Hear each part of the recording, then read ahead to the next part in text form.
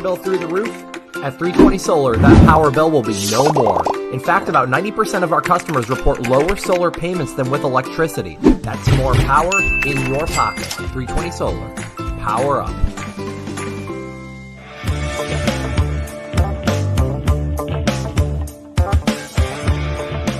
Going solar with 320 may cost you nothing down.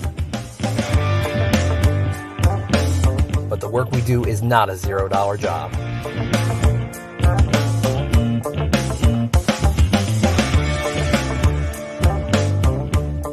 With a 10-year roof penetration warranty and solar panels guaranteed for 25 years, you can have peace of mind knowing we will do the job right every time without question.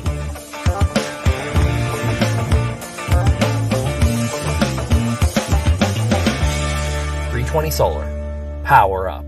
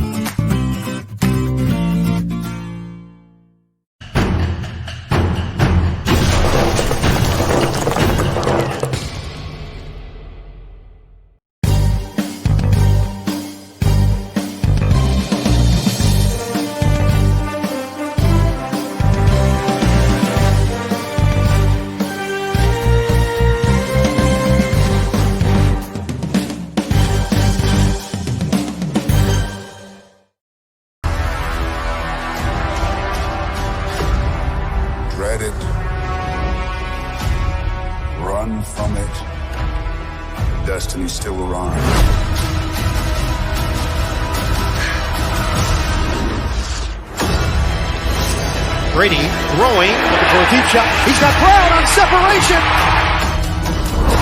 Fun isn't something one considers when balancing the universe.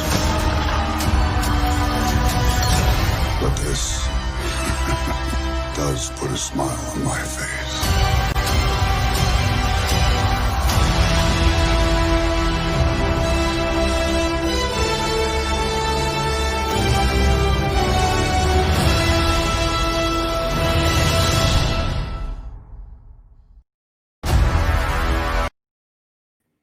What's up, everybody, and welcome back to another edition of Sports Talk 49 live on BucsReport.com every Monday and Friday. Monday doing post-game, Friday doing pre-game to the Sunday's game or Monday's game or whatever game it is. You know, with primetime games, the Buccaneers finally getting the luxury of having. You got to bounce this around a little bit and flex a little bit.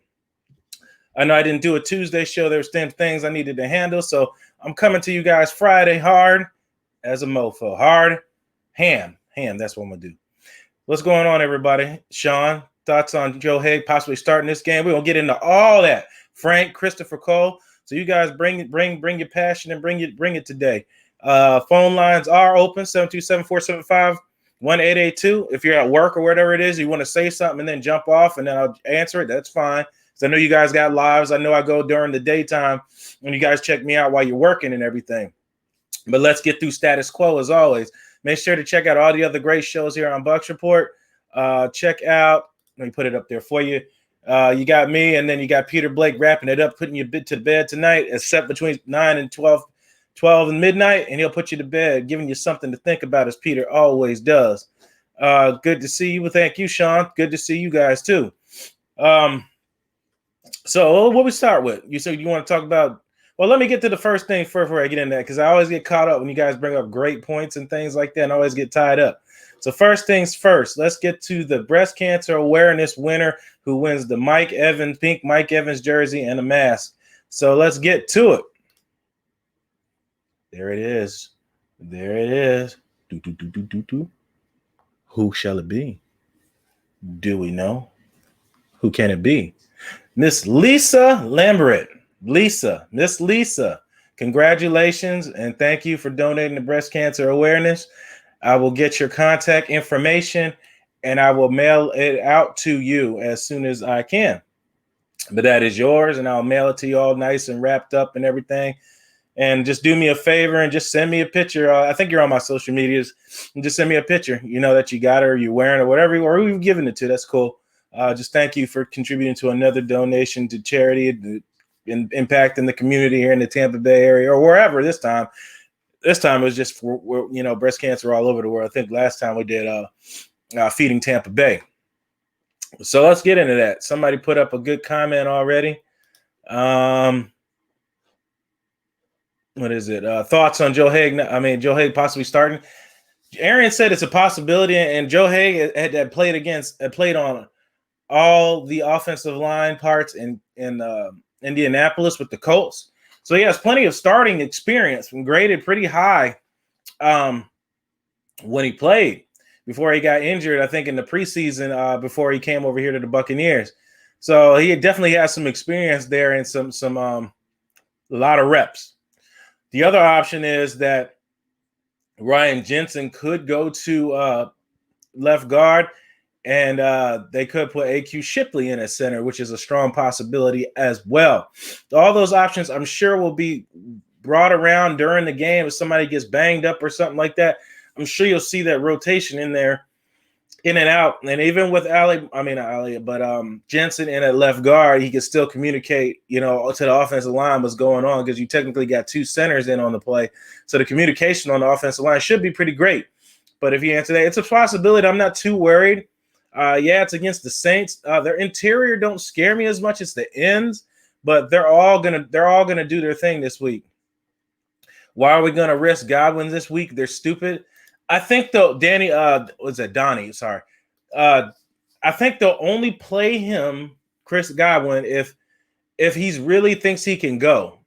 I know as a player that you don't want to miss any games. You want to play in all your games. If you can play even just a little bit, if you think you can, you're going to try to. And I don't think that I don't think they're just going to put Godwin in there if he really can't play, if you get what I'm saying here.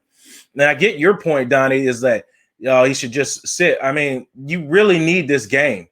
You really need this game because you can't go down 0-2 to the Saints and then end up losing a spot somewhere on a tiebreaker. And they'll take it because they've won both games against the Tampa Bay Buccaneers. So, in a sense, I get what you're saying, and in a sense, it's going to be kind of up to Godwin and Bruce Arians. I know he told in Leonard Fournette's own words that when he wasn't 100%, Arians said, "No, we're going to sit your ass." If it's one of those things, so we'll see how that goes. Concerned with Ali Marpet being out, but I think Joe Haig can get it done for a game. He's going to show people that he can play, and I think he'll be ready to rock. How about having AB, Godwin, and Evans on the field at the same time? Arians, he's good to go. That's been the issue all year, and I don't think we pick up. Tampa Bay picks up Antonio Brown if the wide receivers are healthy all year. Because at some point somebody's always been out, and even still right now, even if they were all on the field, you're still not 100% at your offense because you've already lost O.J. Howard for the season already. I'm predicting that you might get Villa back near the playoffs. I'm predicting that. Maybe even O.J. Howard. Who knows? We'll see. Scotty Miller is hurting. He's always hurting. That's one thing about them track guys, man. They just don't have a tendency to stay healthy. They're always injured for some reason. It's something, a hamstring, a quadricep, something. It's just strange. Like, you figure guys that are in up shape like that and running shape and things like that, but they always get hurt. I don't know why. Just ask John Ross. But it just always turns out like that. And since we're talking about the game versus the Saints, let's go into Madden 21's prediction, shall we?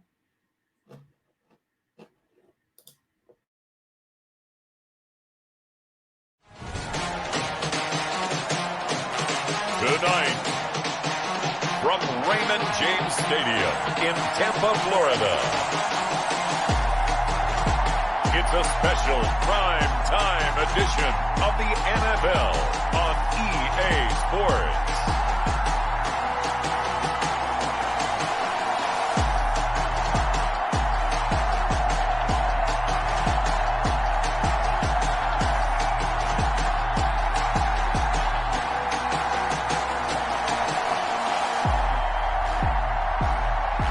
We'll see Tom Brady and the Tampa Bay Buccaneers taking on Drew Brees and the New Orleans Saints.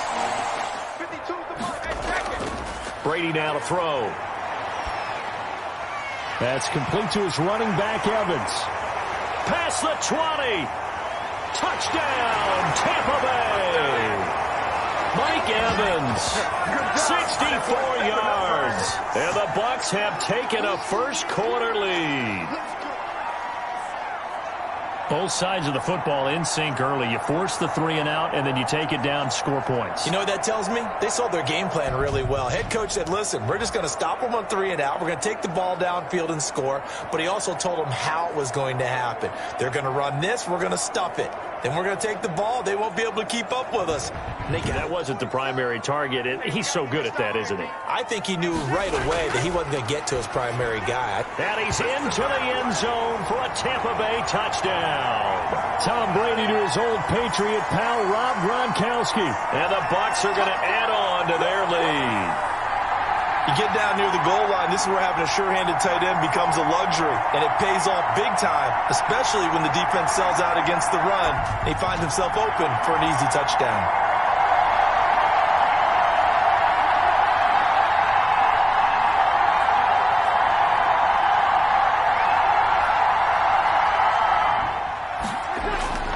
Brees to throw again. That's caught.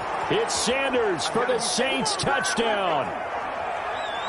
A 3-yard touchdown pass. And the Saints are back within a score. And he's a little bit on the shorter side as a receiver. Maybe sometimes for the defense, tough to find the little guys, right? Yeah, sometimes they get lost in the traffic, but usually what it means is that rather than just winning with height or even speed, they use their quickness to find a way to get open. Well, tall, short, wide, skinny, whatever, there it results in from midfield. Here's Brady trying for Brown, and it's intercepted. Picked off by the linebacker, Demario Davis. And his guys are going to get the football at their own 47-yard line.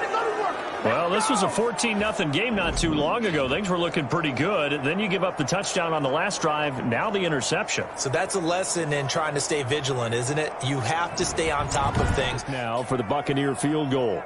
From the left hash. Should be a fairly easy one here. And the 11-year veteran bangs it through. And that moves him up from 41. The kick by Lutz is good. And that will cut this lead back.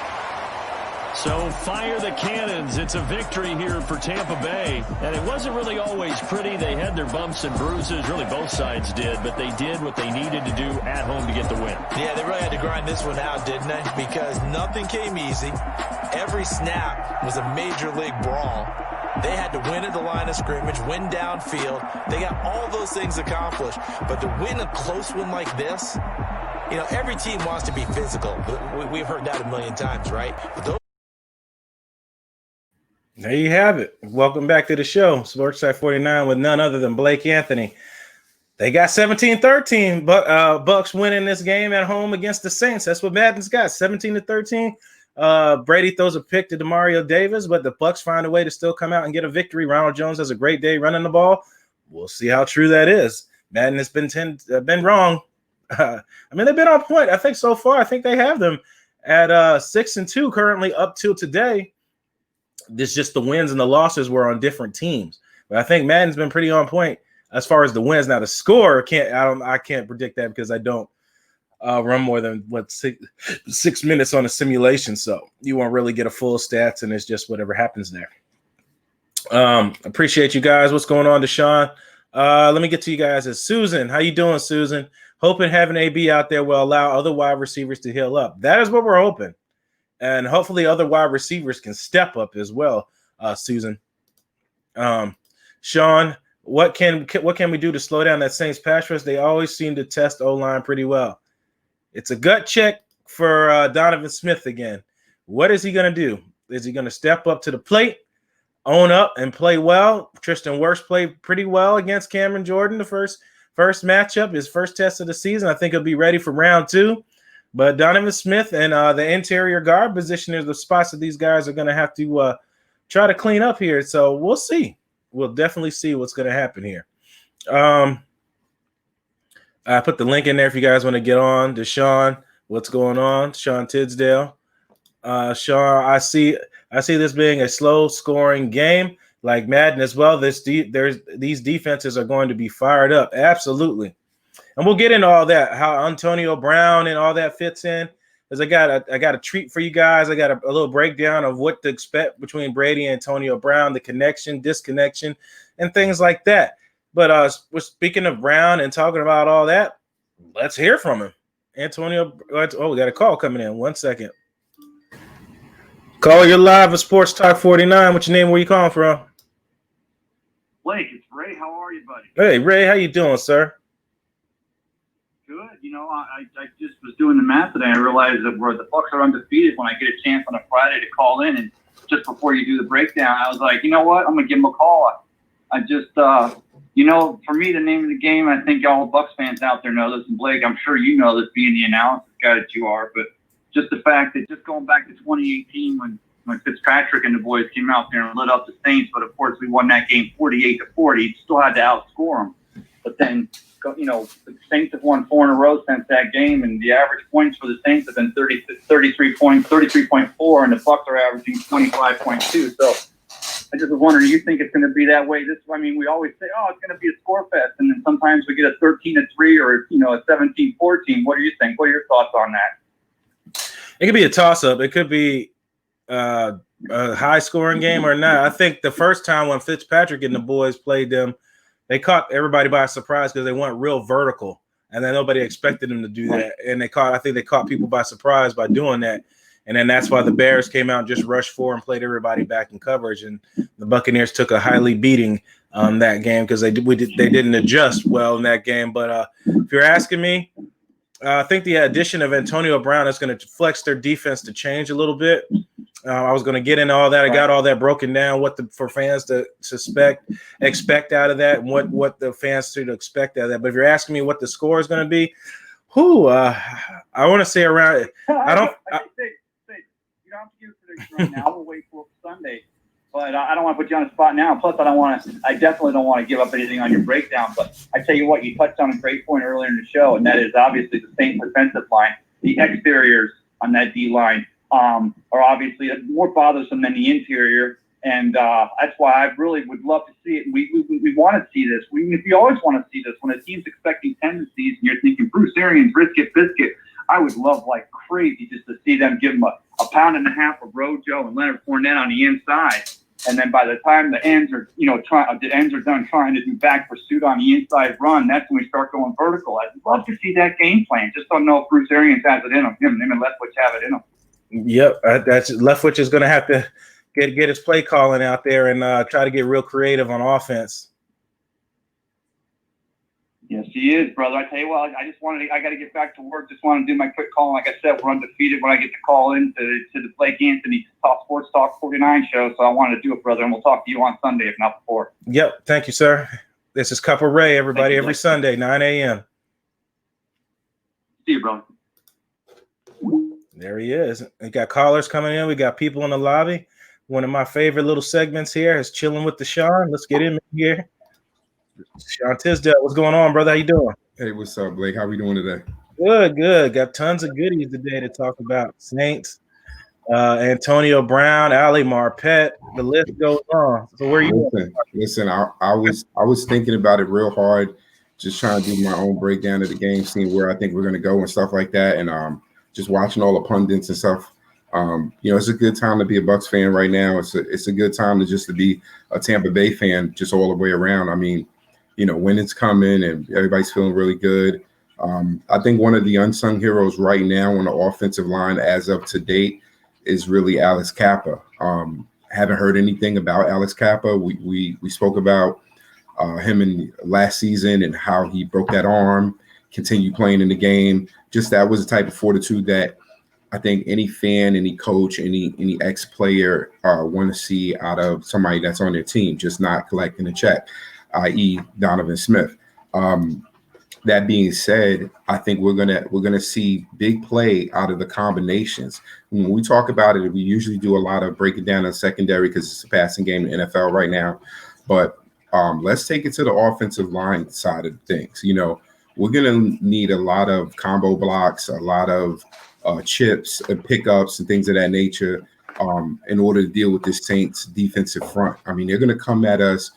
They're not a Super Bowl Giants line with the way they switch out and rotate and kind of come on so many stunts, but they do stunts.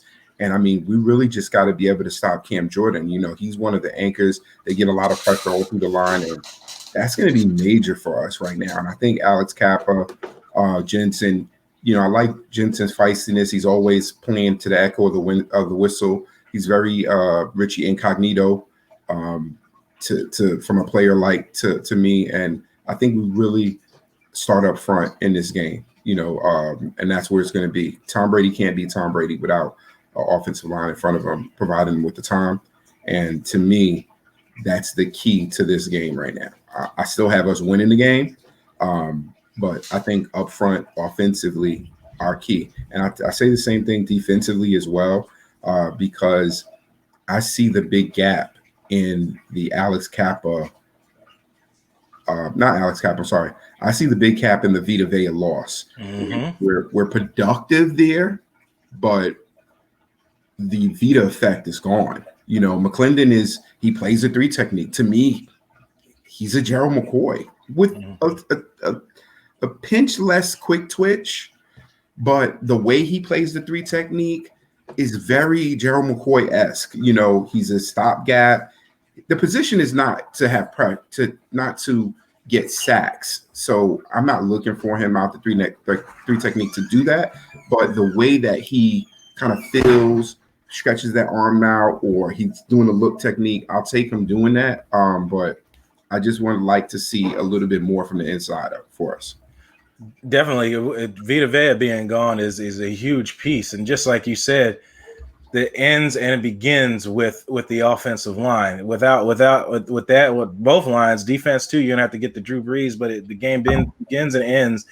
And as like you mentioned earlier, here's another test of fortitude on Donovan Smith again, up against it wasn't even much of Cam Jordan last time. It was Trey Henderson, a guy who came out of nowhere and played very well against him. He's been playing well all season, so I mean he's been playing well. I mean, it is the NFL, Blake. It's the NFL. Yep. What do we expect? I mean, I just would like, even the last time, I know you got a chance after the show. You guys were down at the bar and grill over there.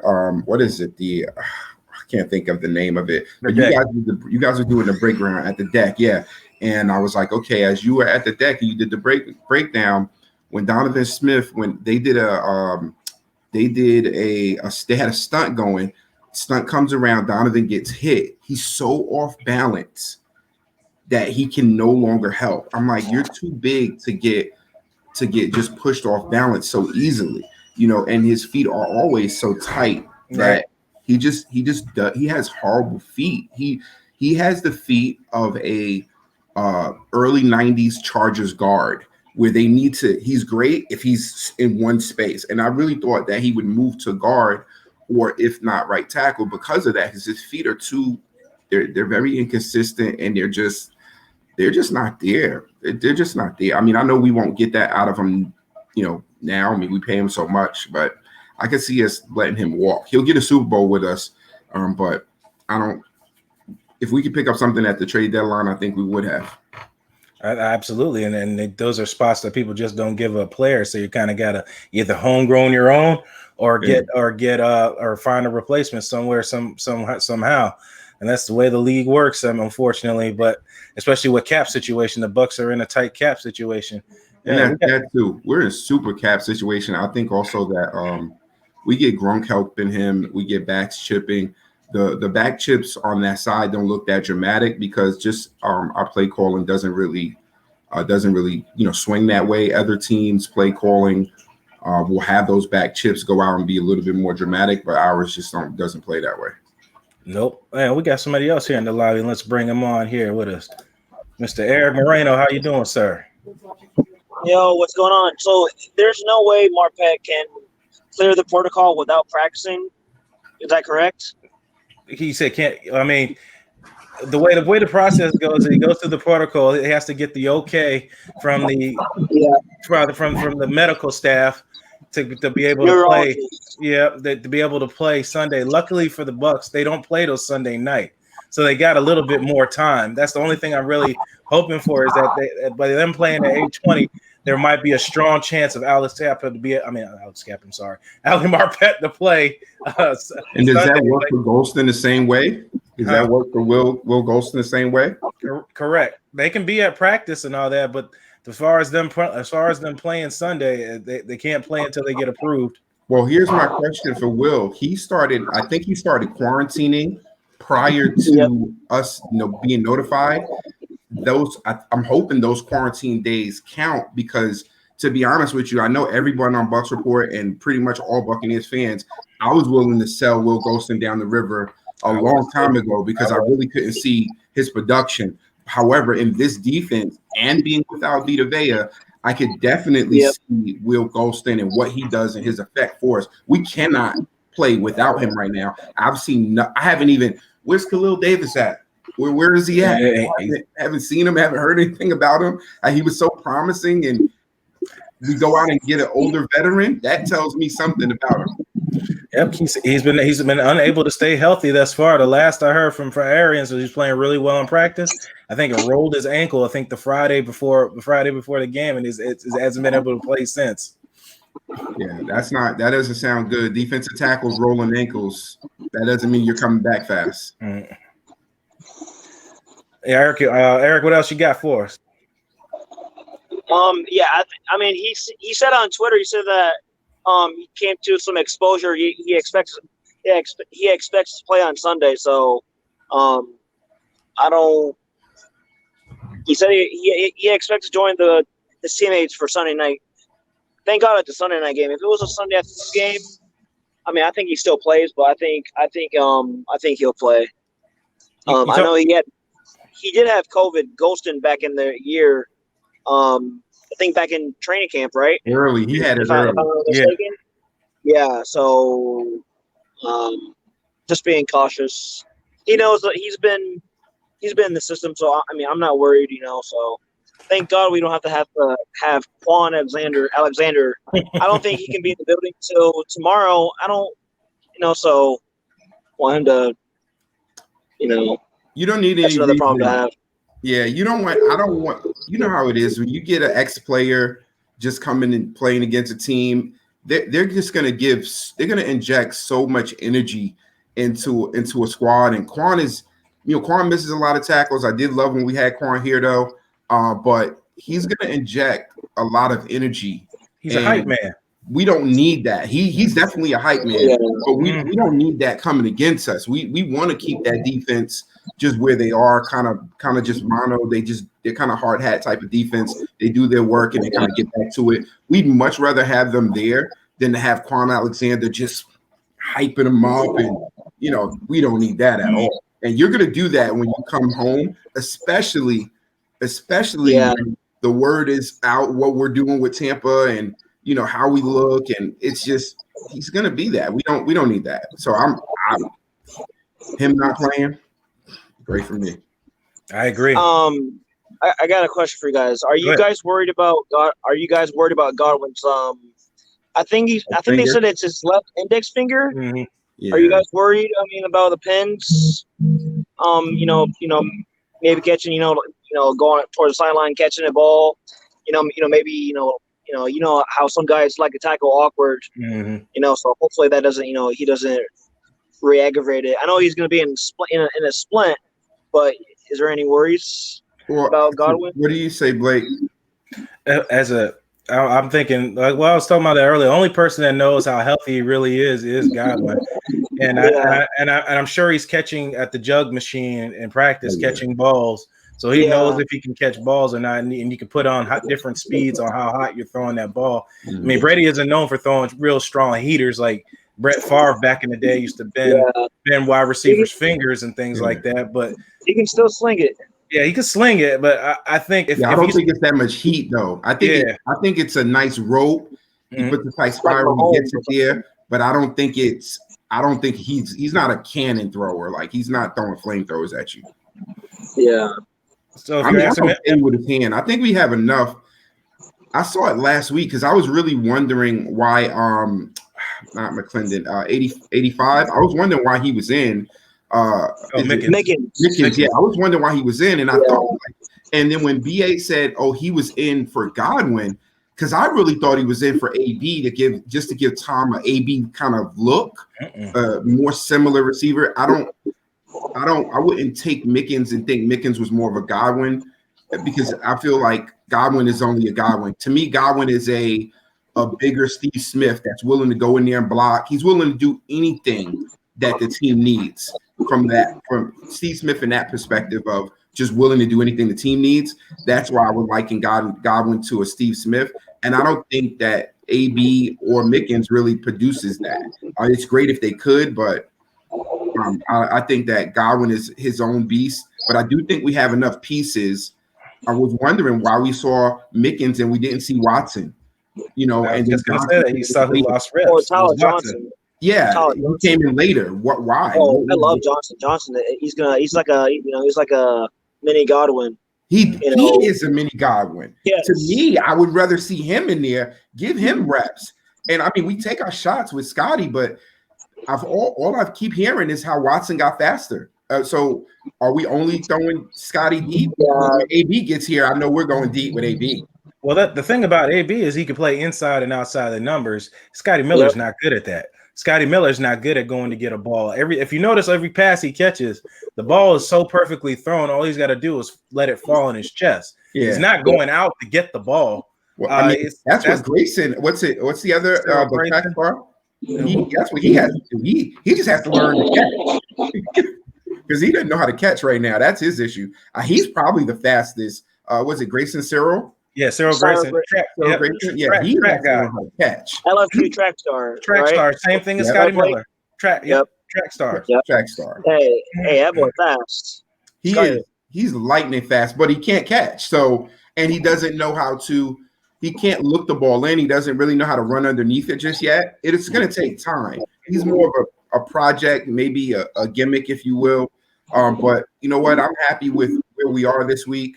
I continue to feel more and more confidence. And to be honest with you, I don't care. I've been here and, I've been through the woes with it. It's Tom Brady. It's Tom Brady. I feel more confident with Tom Brady. Yep, Tom Brady definitely adds a different aspect to this team. I love his passion when he screws up and he comes to the sideline. He's pissed off when we get done. That Bucs get dumb penalties and things like that. That's an aspect that hasn't been really here. That's really been expressed like that and trying to hold people accountable. Even Bruce Arians with Ronald Jones fumbling the ball early in the game and giving Giants that momentum early in that Monday night game. So it's definitely a great change of pace seeing here with the Tampa Bay Buccaneers changing it up. Guys, I'm gonna run to guys. Let me ask one question. Where do you guys see us with the running backs right now? Where do you see us with the running backs? Because I just feel like I was championing for Leonard Fournette to kind of get the bell cow loads and kind of offset with Ronald Jones. And I see that we kind of put McCoy to the side now that Leonard Fournette is there and ready. And I can concede to that. I believe in that thought process.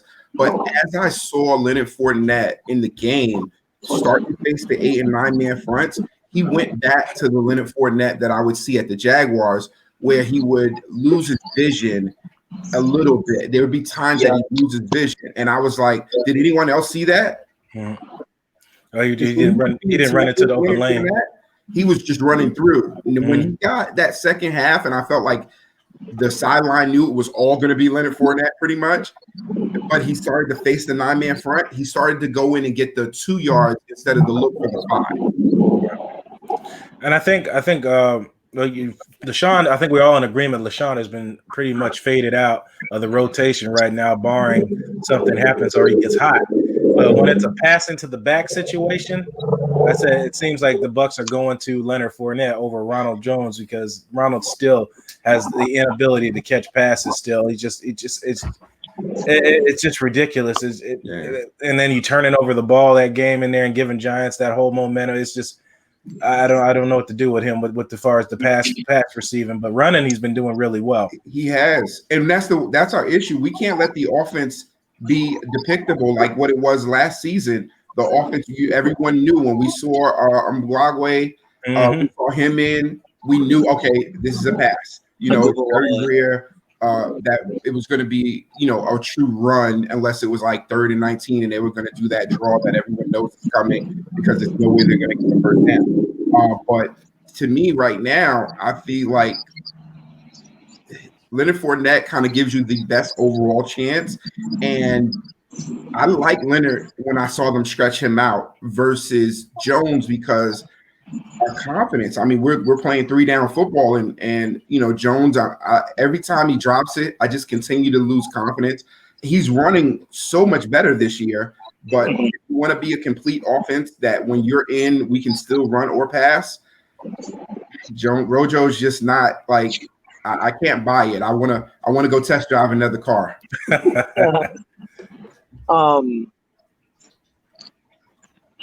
Is there any surprise that Michael Thomas? I just got a notification. Michael Thomas is expected to play since first game back since week 1. Is that a surprise to any of you guys? It's obviously. What happened, Eric? Your audio went out. But what I heard is you said Mike Thomas. I know he hasn't played since week 1. I think there's more going on in that locker room. Yeah, I hear you now. I think there's more going on in that locker room. I think Deshaun, I think you get that feeling too that meets the eye. Oh, yeah. There's something going on in that locker room that we don't know that. Came out. At first it was just the tea leaves and they were talking about something's going on and he punched someone.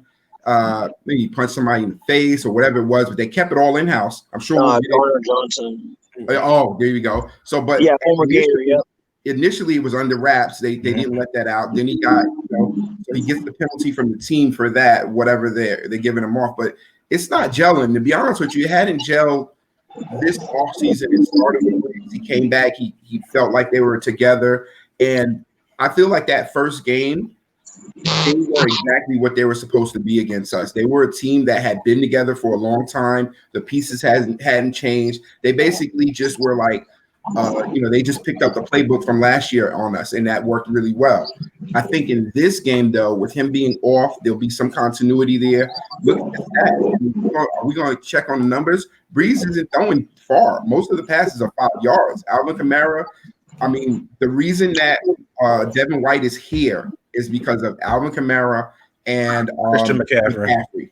Both of them are said to come back this week. And that's because we're getting into the meat and potatoes of the NFC South, and it is football time. All the other shenanigans that have been happening, that's past. We're now going to start playing NFC South football where it's going to count. Every game is counting. And that, to me right now, if you don't bring Thomas back for a game against the team that leads the NFC South, you don't plan on winning. This is a must-win for the Buccaneers, too. You can't go down 0-2. And then they're going to go down with all their weapons. What'd you say, Eric? Every team is going to go down right now with all their weapons. What do you guys think? I mean, Carlton Davis shut down Thomas for, 2 catches for 30 yards or something like that? 3 catches? Yep. The lock on Emmanuel Sanders is still – I heard something that was like maybe 1 or 2 like that. They expect him to rejoin, but he's not on the injury report. So I don't know if if they still expect him to play, they still got Tre'Quan Smith. So I mean, everybody's coming off. Hey, who do you guys think will cover Mike when AB's there? Do you think Lattimore flexes? No, Lattimore will and then stay. they got He will stay on. Janoris Jenkins is probably going to be on Godwin, or I hope so. but they'll shift him around. Maybe get Mike in the slot. Maybe go so that they'll mix and match. I think they'll play him on Mike to see if Mike is having that head game with him. Because if Mike's having that head game with him, that's taking Mike out of the game. It never takes him out; it takes Mike out of the game. So to me, moving. Hey, one year he had what? 8 catches, 124 yards. That was when Fitzpatrick, back in 2017. 2 years ago. Against Lattimore. 2 years ago. Mm-hmm. I think that's the most he lit him up for that, right? Yep. That's the most. It was like I told you. I think they caught him by surprise. They went real vertical that game. You sure? They went vertical that game. I think they caught everybody by surprise those first 2 games, and that's where Mike went off. And then, of course, if you put Jenkins on Mike Evans, you already know what happens with that. Just look at the tape. What happened with the Giants? Try to do that with Mike Jenkins covering Mike Evans the entire time. One-on-one, Mike went up for 200 yards receiving and several touchdowns. Yeah. So I don't think they want to do that matchup again. Hey, do you guys think the defensively, do you guys think that because I'm thinking we need to run a lot of underneath coverage since the numbers say Drew Brees is not throwing deep. However, the NFL is such a copycat league, and we all know that. When you saw Jamel Dean biting on all these, any double move, he was kind of getting beat on double moves and getting beat on deep routes. Do you think they'll try to do some either Brees deep or maybe Taysom Hill throwing deep against us because of last week? Absolutely. They'll absolutely try that. They'll try to get double moves in there because Dean and I got that on here too. Dean and Carlton were caught peeking. Actually, in the play that Carlton got the interception, they both left wide receivers wide open on that play. It's just the pressure. Yeah. Like let me emphasize this to everybody. Who cares how many sacks Shaq Barrett has? If you're getting pressures that are causing interceptions, I don't give a damn how many sacks he has. Yeah. Hey, sacks are sexy, but if you get pressure on the quarterback, he's gonna make a bad throw, or he's gonna throw the ball up in the air, where there's no one over there. He's gonna throw a pick. He was doing it. We did it last week, but see now the thing with me when I watched the last game, we did get a lot of pressure. I felt like we were all around. We were all around the quarterback. We're moving him. He's having to move in the pocket, things of that nature. I don't think Brees will be as mobile, obviously. However, Brees is gonna catch some of those corners when they were leaving people absent and they were abandoning coverage. I think Brees will get some of those throws, and that's it's kind of the give and take. I mean, I'm fine with the spy technique that a lot of the corners are employing. Jamel Dean definitely. He's always eyeing the quarterback and leaving the receiver. He has no hand to him. He can't touch him, can't feel him. But I mean, that's if he's playing that style, he's playing that style. Ed Reed did it a ton. There's a lot of people that just play that technique. Blake, I know you played in the secondary. You know when they're looking in the backfield. It does. It's a feel, but on that play what we're talking about, he just totally just lost where the wide receiver was. He got so caught up in looking at Daniel Jones on that play, you just totally let the receiver right by you. And then they if you saw on TV, they showed Daniel Jones the play on the tablet, and you saw he missed the receiver. So I don't know if you noticed. They went back to that. He looked dead at that, and they ran another double move, and he got behind Jamel Dean again for looking in the backfield. And he's just a step away from missing the catch. Yeah. Somebody put in here, I forgot to mention. Somebody mentioned that they would like to see more of Keyshawn Vaughn. That's something we haven't mentioned because Keyshawn Vaughn can run and catch very well. That was a good point. He did run and catch. It's just that he's had 2 welcome to the NFL moments. By a corner too, ball on the ground both times. So I think that's the difference between Vanderbilt and LSU. LSU running backs coming in are not doing that as much, and then Vanderbilt, he's looking like he ain't getting hit by those big the guys that are that big at this point. Yep. Guys, great content. I'm gonna go to a quick commercial break and we'll come back. If you guys are Eric, I see you probably at work down there. If you gotta go, that's fine. We're just gonna drop you guys in the line. You're fine. No problem. I'm gonna step out for a second as well. You have a great one. All right, Sean. So we're gonna run a quick commercial break and we'll come right back.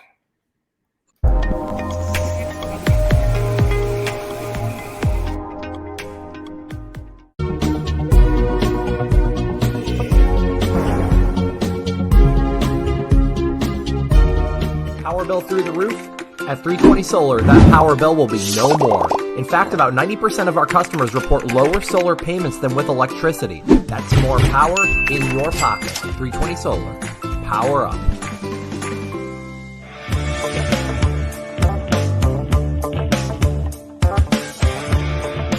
Going solar with 320 may cost you nothing down. But the work we do is not a $0 job.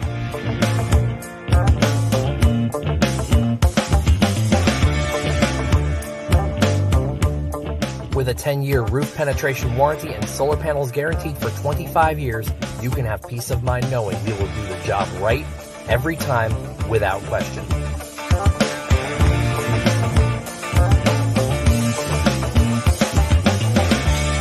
.320 Solar. Power up.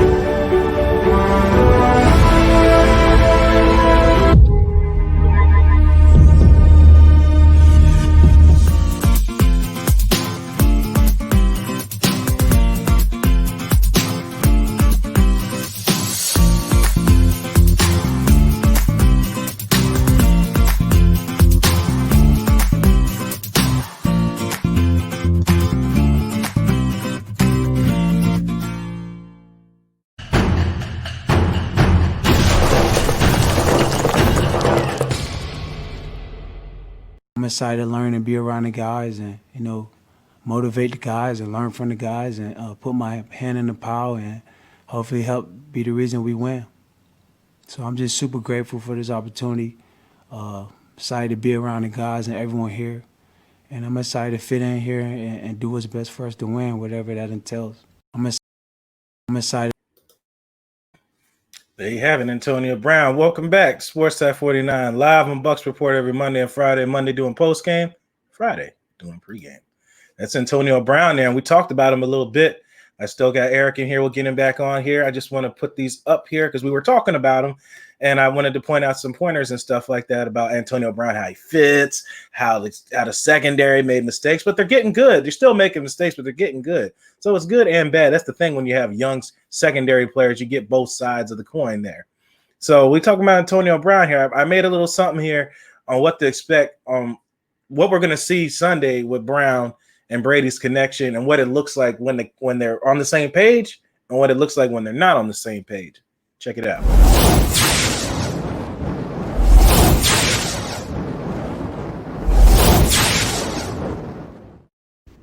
What's up, everybody, and welcome back to another edition of My Perspective. Today we're going to talk about Brady and Brown connection or disconnection depending on continuity. In this first clip, we're going to show here how Antonio Brown and Tom Brady are on the same page and make a great completion, and Antonio Brown is able to get separation from the defender. Antonio Brown's got about a 7-yard route, gets the DB to backpedal and makes a great out cut Tom Brady holds the defender by looking his way and is able to get the ball out into space near the sideline to Antonio Brown, while Brown making great separation for an easy catch and a first down.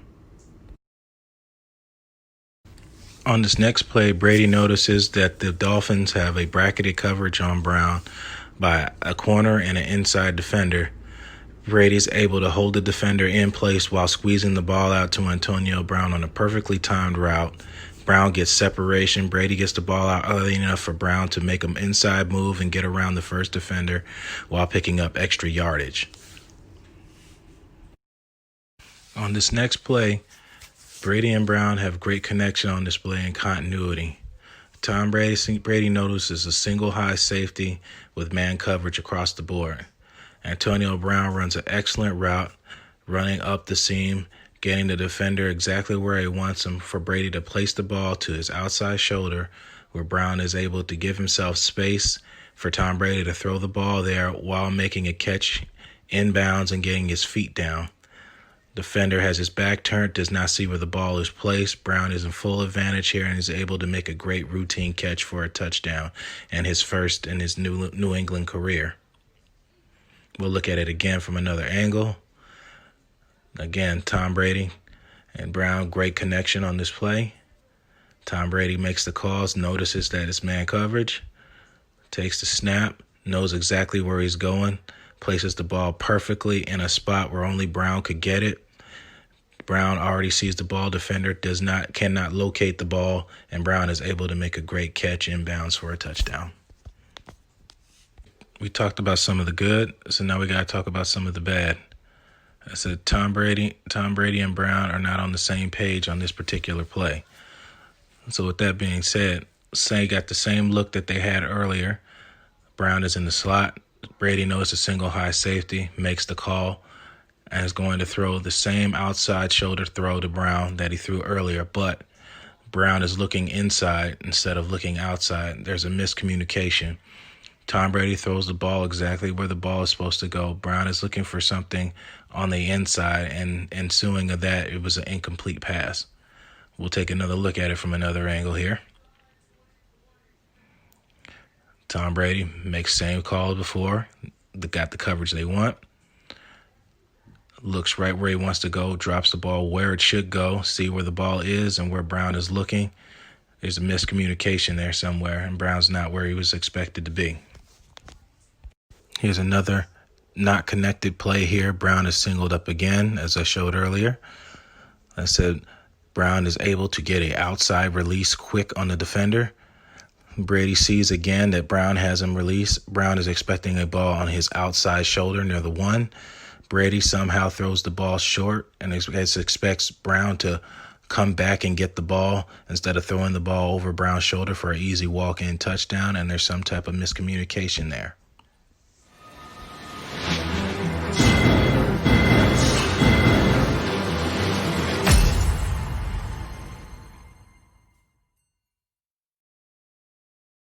There you have it. Those are some of the good and some of the bad. If you're just turning in, it's Sports Talk49 live on Bucs Report every Monday and Friday. Let me go ahead and bring Eric back on here.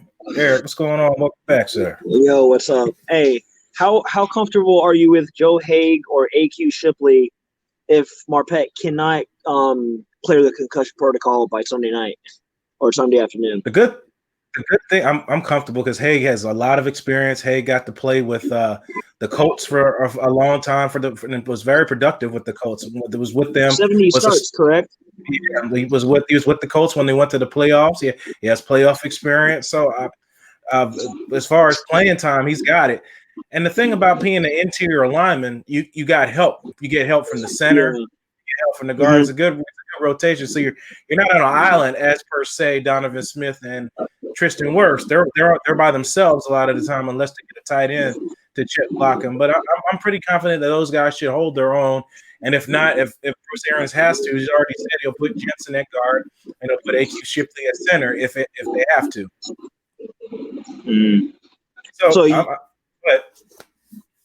So you would think that Marpet would, it's similar to Godwin, where I think he passed the protocol on Monday. I'm like, so he was close, but there just wasn't enough time. He had delayed symptoms, and I didn't even see Marpet get hit.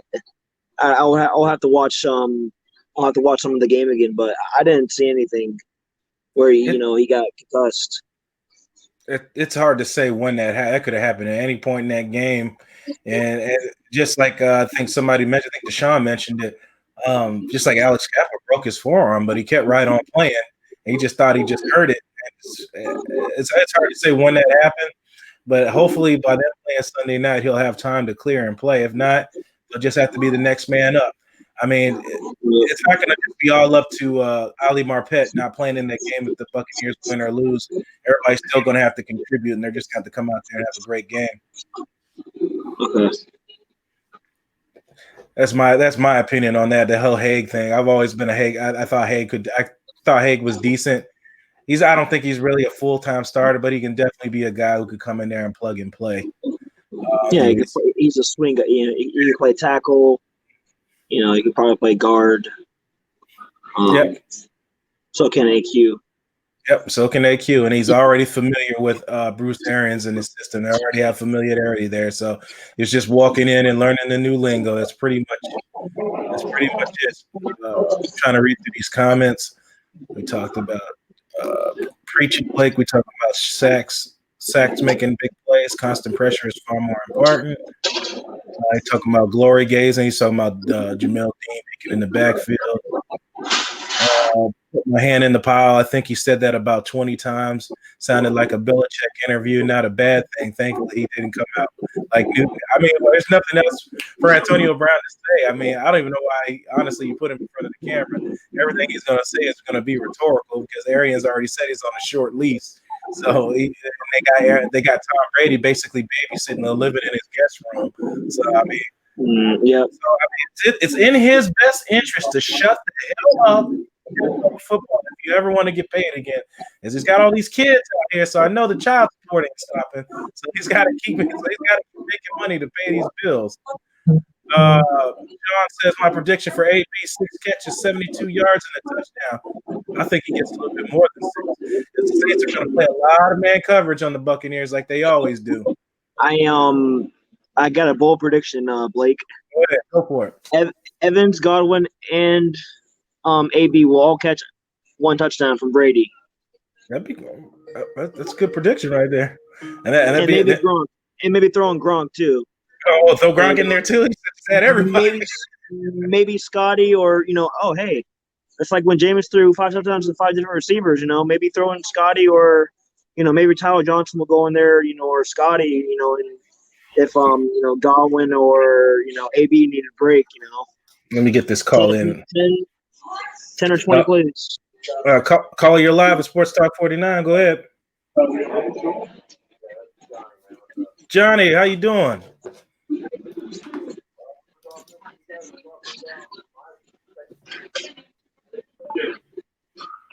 Go ahead, Johnny. Yeah, it's not losing Marpet ain't so simple. That's like losing Vitae on the offense, man. And you know what that is. That's a lot of scheming to cover up for one guy, and that's what they're going to have to do with Haig. But the problem there is they're already doing scheming to help catch up for another guy on the end there. Right. That's why they're still going to have to play. I'm not making it seem like losing Kappa. I mean, not Kappa. Ali Marpet is nothing. They still have to go out and perform. These guys are still professionals. Like the defense is still held up fairly well. I mean, they still haven't gave up a 100-yard rusher yet. So I'll say they're doing the job even without Vita Vea. But you're right. The impact is definitely noticeable. But I think that these guys are so together and in this together, I think they'll be able to survive this matchup. I'm more concerned with Donovan Smith again on this game, losing a battle to Trey Henderson and things like that, and versus not losing battles to Cam Jordan. Well, see, that's my point. They're going to be shifting, man. They're going to make it. They're going to use shifts to cover up for Marpet because Haig is not Marpet. He's a small guy. He's not that strong. He's not going to be able to manhandle. He's not going to be able to manhandle anybody. He usually takes on the two men. He he always takes on two men every time. He comes off the block, opens up the lane, and takes on the second level. Haig is not capable of that, dude. I can agree with that. He's more of a combo blocker kind of guy. Yeah, he's usually in there chipping with the tight end. I mean, but do you believe that he's going to be able to get it done, or you just think Rankins and those guys are just going to run right through him? I believe they're going to have to find a running back and keep a running back in there on him with him constantly. I don't know how they're going to shift. I would say a tight end Gronk would be perfect, but they don't want to put Gronk on the inside like that. Nope. So you have to come with the back adding protection in the A and B gaps, trying to slow that rush down. Misador brings up a good point. He said you might have to see more screens to slow that pressure down, which isn't a bad idea either. But again, you can't run that all game. Not one of our strengths either. No, you can't run that all game, but it's definitely an option.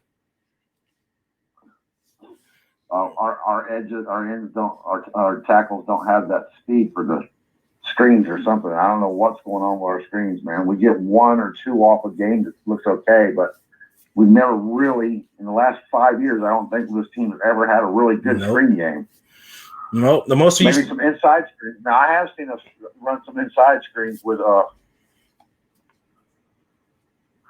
you said middle screens. That's the only screens that the Buccaneers used to really get off was when Adam Humphries was here. They would throw that slot screen a lot, and they would used to get production out of that. But you're right, as far as the running back, they haven't really busted off a big run, or I can't remember the last time a big running back screenplay has really got off and had huge productions. I think didn't Jones have like 35-yard screen run one time or this year? 35. Or was that just an outside? I'm not sure if it was a screen run. I can't remember, man. I know he had that one chunk play, but I was running a thread, so I wasn't looking up at the time. I think it was a screen, though. It might have been. That's Misador said, "Have you seen Smith's footwork? That's what's wrong with the screen." Absolutely. I wasn't going to say that. I was going to leave that up to everybody. Deshaun said Doug Martin had a big screen run. Doug Martin did it. I think that's over 5 years old too, ain't it? But yeah, I mean, Doug Martin did. He was good for a real muscle bound guy. He had real good production as far as catching the balls out of backfield and making plays. He said we need. Doug Martin had Donald Penn, Utah, and those guys too. You said who? You said who, Johnny? You there? Yeah, I'm here. Donald Penn, Jeremy Utah, and those. Oh yeah, those guys were real. They were really good at run blocking and really good at screens. Undrafted player, freaking Donald Penn. It got the most out of him. Minnesota let him go, and Buccaneers picked him up. They did a real good job finding a lot of undrafted players. And around that time was Damar Dotson as well. So, yeah, they were different. Those guys brought different skill set to this offensive line than these guys that they have in there now. I definitely agree with that, as they were way better screen pass blockers than these guys now. I think they need to give Wirfs a few more tries on his side, as they mostly just ran Gronk tight end screens on his side for the most of the time to Wirfs' side. I haven't seen too many running back screens his way, but that's definitely going to be something. But you're right, Misador, but they're not going to be able to run that all game, though. I think he also said AB featured in screen game. That's possible, too. It's possible. It's all possibility. You could see that because he's got a little bit more speed to get out there. Although, AB isn't that fast. All right, he plays fast. Everybody got to understand the difference. He plays very fast on the field, but his speed isn't that. We've got 4 guys on the team faster than him. It's lateral quickness, I think he's trying to say is faster than others. No, I get you. That's why he creates breakaway, gets separation. I think he's quicker. He's more quick than fast. Oh, I get it. I get what you mean, Johnny. Yeah, exactly. He's more quick than fast, and that's good at a wide receiver position because you can create separation. Deshaun says, ask you if 4 wideouts will help the offense. If the tackles can't block, they're going to be in trouble.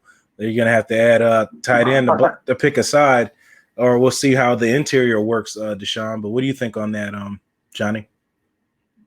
I think that our player might be playing again this week, and that will be a big help because he'll be in there on all he's going to be used for is blocking. You know that. Yeah, and then you flex Gronk out. No, I can see that.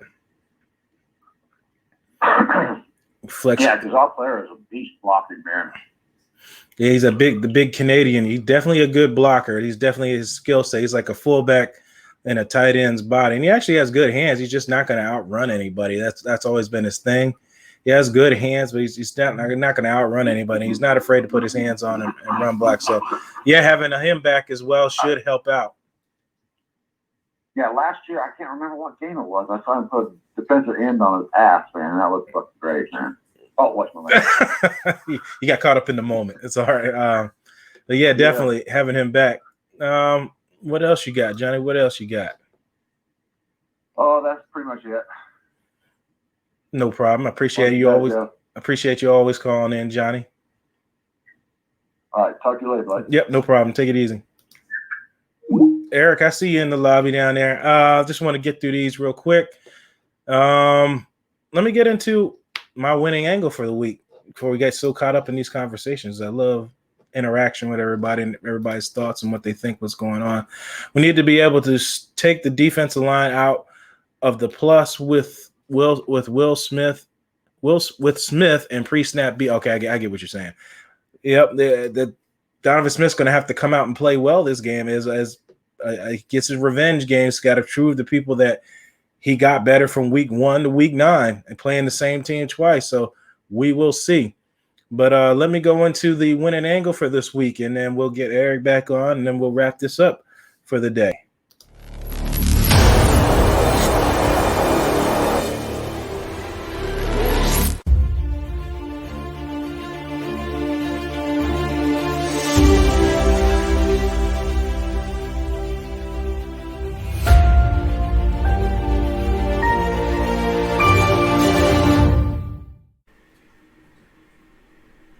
What's up, everybody? Welcome back to a Week 9 edition of The Winning Angle with none other than Blake Anthony, always live here on Bucs Report every Monday and Friday at 3 p.m.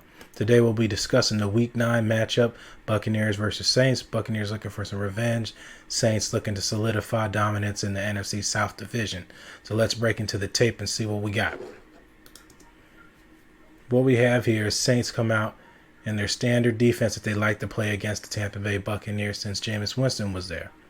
They like to run man across the board on third downs, and they like to lead the single safety high. What they did in the Week 1 matchup against the Buccaneers is as I circled there, is they doubled down on Rob Gronkowski, and then they man cover with Marshawn Lattimore on Mike Evans, because Marshawn Lattimore tends to have great success against Mike Evans.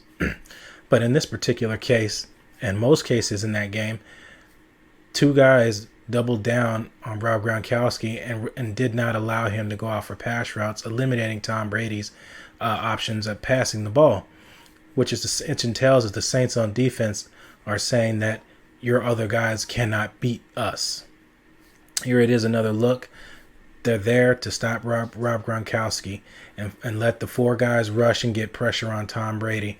Donovan Smith's going to have to look for a revenge game against Henderson, number 91, as long as longtime foe in Cameron Jordan. As this clip finishes, we'll move on to the next one. Here it is again, another third down, single safety high. What do you know? Jenkins in the middle of the field, breathing none other than Tom Brady's eyes. He's looking down at Tom Brady, and he's going to shadow Tom Brady wherever he's looking to throw to a wideout, and he's going to try to jump routes. He's locked in on Tom Brady, and while all those other guys have man coverage, as we just explained earlier, and the times that Rob Gronkowski does not go out for a pass, they will send the blitzer off the edge and then drop another guy in coverage and try to get some underneath coverage and do some mixed coverages to try to fool Tom Brady into throwing another interception. He has 2 against the Saints, and look forward to seeing Tom Brady not give any turnovers against the Saints. Unfortunate for the Saints, they get to face against Antonio Brown prime time, ready, locked, and ready to go. Look for Antonio Brown to have a great game against the Saints and force the Saints to come out of this coverage and probably run some bracketed coverage towards Mike Evans and try to see if Antonio Brown can knock the rust off and beat them. But on offense, the Buccaneers are going to have to get creative. As I showed here, it's Darren Waller versus Marshawn Lattimore. Why do I show that? is because the Raiders got creative to find ways to get Waller open against a great defender in Marshawn Lattimore. Not saying Evans has to be in the backfield, but you can run natural rub and pick routes. As you can see here, Marshawn Lattimore's caught in the traffic, knowing he has man coverage. Waller is free to release into the flats for a catch and an easy 9-yard gain. Hopefully Mike Evans or whoever else that is that gets on a pick play can get some extra yardage out of it and possibly score. I'll show you this again at another angle so you get to see better. Here it is. Comes in motion, and the reason and Waller also plays way out wide outside the numbers and comes in motion. Mike Evans could do the same. You come in here, you run the play, cause a natural pick, and it creates space for the wide receiver. Look for the Bucs to try to do that with Mike Evans and other receivers Sunday along with Antonio Brown. That's all I got for you guys. Appreciate you checking it out, and I hope you guys enjoy the game.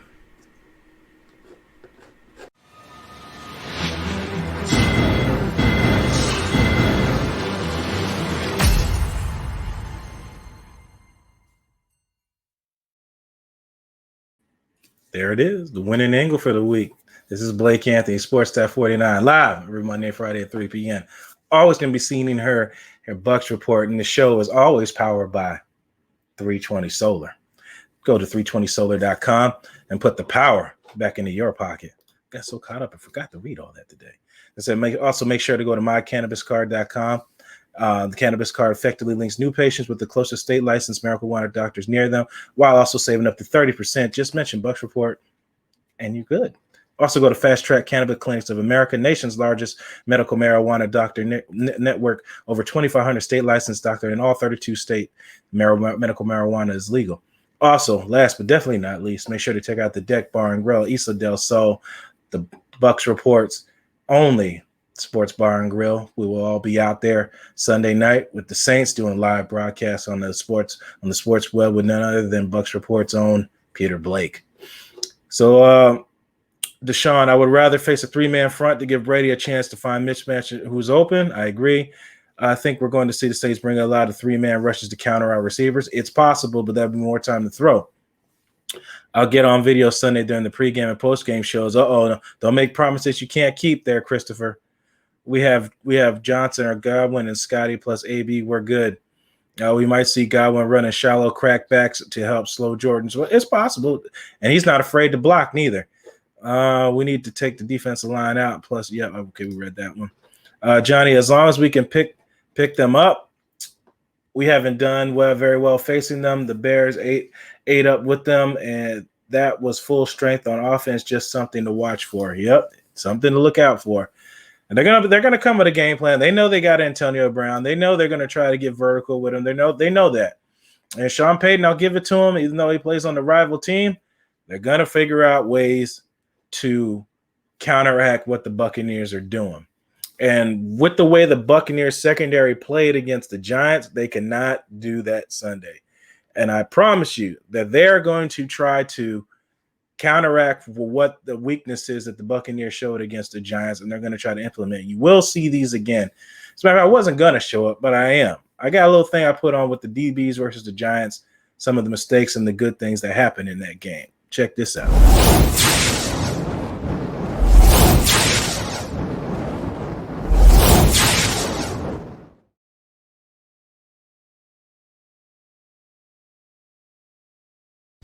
On this particular play, it's a bad play that's turned good off the labor of Shaq Barrett's pressure and forcing of Daniel Jones to throw a pick. As you can see, he's on the bottom of the screen there. So what this is the Bucs have a blitz called here. Sean Murphy Bunting's blitzing from the slot spot. Daniel Jones makes his adjustments. Now remember what I told you in the winning angle. He loves to throw to that right slot when he's under duress. He starts to look at Dean staring at him the entire time, does not pay the wide receiver any attention, and Daniel Jones goes to what he's comfortable. He's looking for the slot receiver. It's covered, but he also misses the outside receivers that are completely wide open because both cornerbacks are staring at the quarterback. Ensuing, Shaq Barrett gets pressure, and he throws an interception to Carlton Davis. Let's take another look at it here again.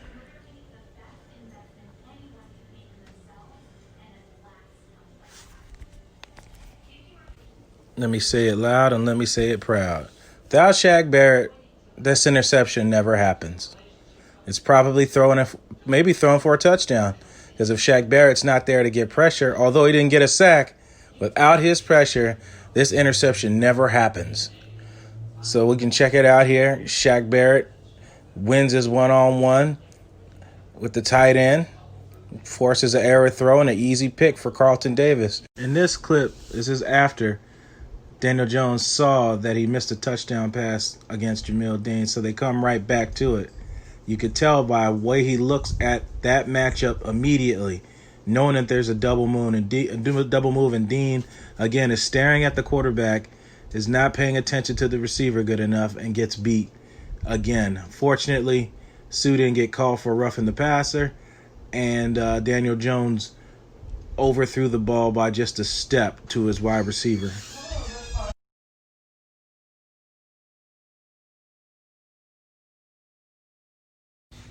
On this play here, Sean Murphy-Bunting, accompanied with Shaq Barrett, both make great plays. Shaq Barrett again wins his one-on-one situation, and Sean Murphy-Bunting covers Golden Tate great when he's trying to ad-lib and make a play for his quarterback. And Sean does the right thing, is make the interception rather than knocking the ball away, because at this point in the game, the Buccaneers needed a turnover, and they needed a spark to put themselves back in the chances of winning this game, and Sean Murphy did it. So let's look at another angle again. Shaq Barrett here on the edge. Beats his guy in one-on-one. Gets pressure on Daniel Jones. It's actually better that he did not get the sack, because the sack ensures a punt or possibly another chance of getting another first down. This pick here gives the Bucs the ball in prime real estate and gives them a chance to go out and win the game. Great pick, Sean Murphy-Bunting. And here we are, the final play. 5 wide. Buccaneers got to get a stop and not let them go. Immediately, I'm concerned. It's because Sean Murphy-Bunting's giving up the inside, and Mike Edwards is staring at the quarterback instead of dropping in the zone, trying to jump a route. Levante David falls down on the route as well. Golden Tate does what Golden Tate's been doing since he was at Seattle Seahawks, is make a great play in the back of the end zone, being an athletic player that he is. So let's take another look at this at the other angle. Here it is again. You get to see where Daniel Jones' eyes are, where Mike Edwards' eyes are, and you get to see what everybody's looking at. Daniel Jones is looking right at Golden Tate. I don't know why Mike Edwards decides to jump the tight end right away. Levante David falls down, and Sean Murphy-Bunting just puts himself out of position, making an undercut on the ball too early when the ball was thrown high, and then ensuing in that, it's a touchdown.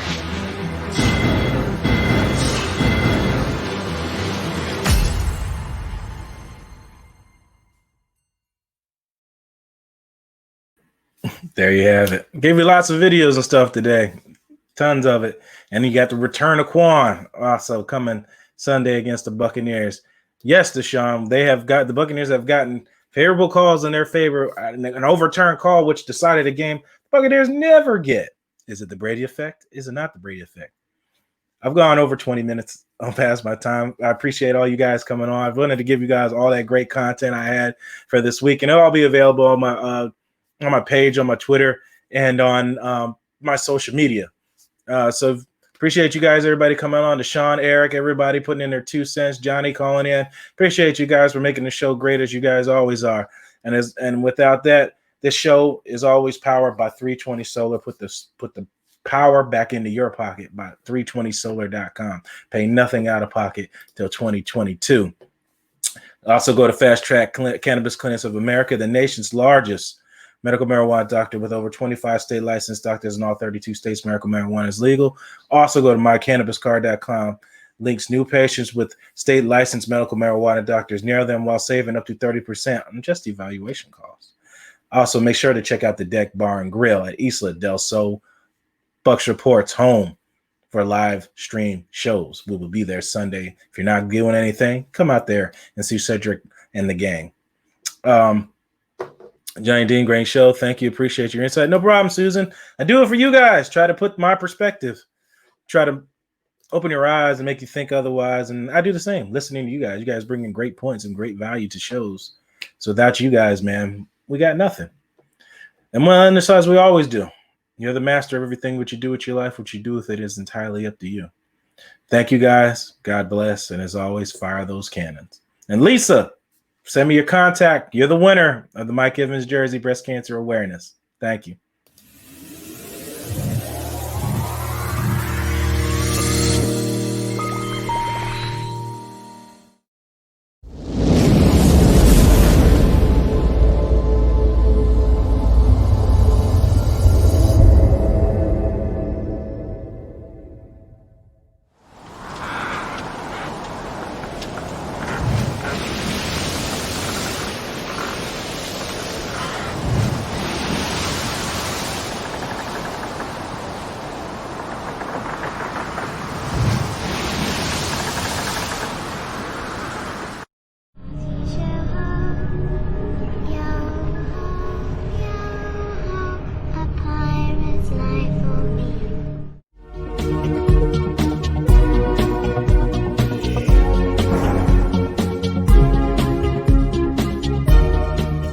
Power bill through the roof? At 320 Solar, that power bill will be no more. In fact, about 90% of our customers report lower solar payments than with electricity. That's more power in your pocket. 320 Solar. Power up.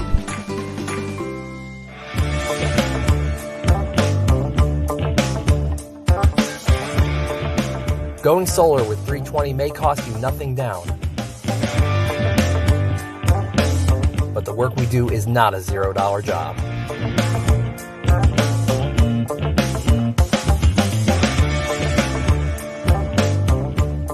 With a 10-year roof penetration warranty and solar panels guaranteed for 25 years, you can have peace of mind knowing we will do the job right every time without question.